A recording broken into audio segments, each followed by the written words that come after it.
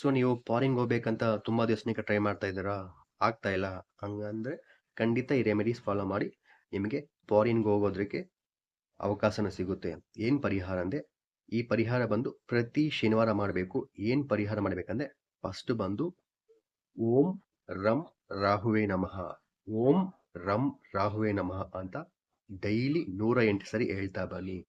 And miss ಮಾಡ್ದಿರ ಪ್ರತಿ ಶನಿವಾರ ಕೊತ್ತಿಮೀರಿ ಸೊಪ್ಪು, ಪುದೀನ ಇಲ್ಲ ಮುಲ್ಲಂಗಿ.